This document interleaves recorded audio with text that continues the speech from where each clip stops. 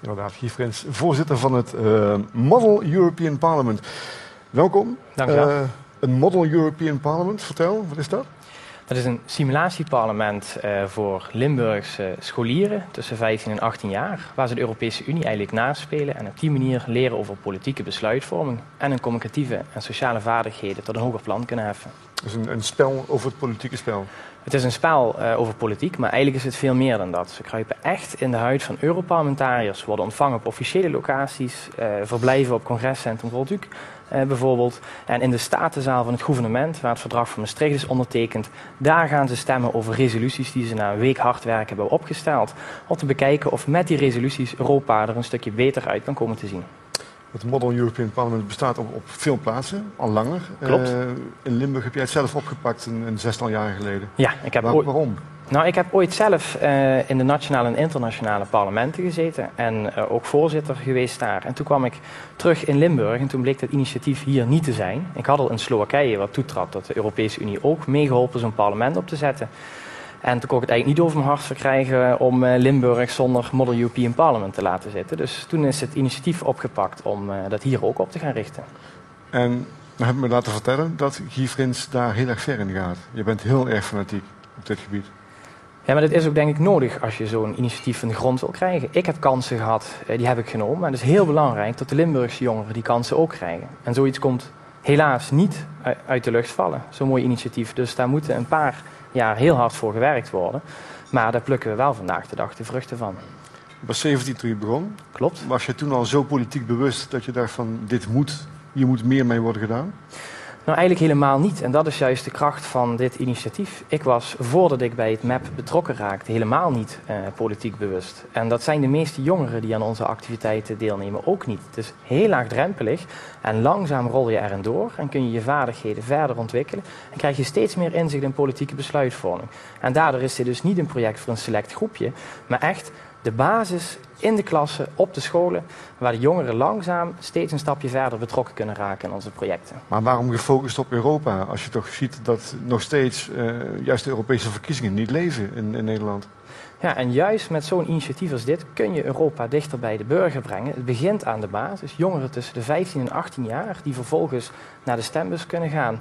En door het op deze manier aan te pakken kunnen ze Europa optimaal ervaren, maar krijgen ze de kennis hoe het werkt. Het is toch zo dat de meeste mensen het woord Europa horen en denken, die knop gaat om?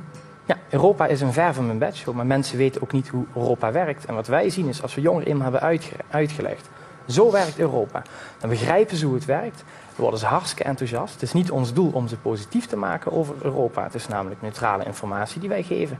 Maar als we dat zouden peilen, ben ik ervan overtuigd dat jongeren dan hartstikke enthousiast zijn over Europa. Je bent missiewerker, opbouwwerker.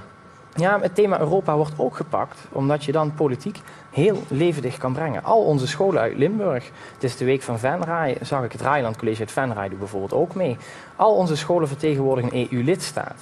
En dat zorgt ervoor dat eigenlijk die leerlingen zich gaan verdiepen in niet alleen hun eigen standpunten, maar ook standpunten van andere landen. En zo ook meteen een perspectief krijgen van wat zijn nou verschillende zaken die spelen. Ja. En niet alleen in hun eigen straatje blijven denken. Nou is afgelopen week de conferentie geweest. Dat is afgelopen. Klopt. Hoe liep het?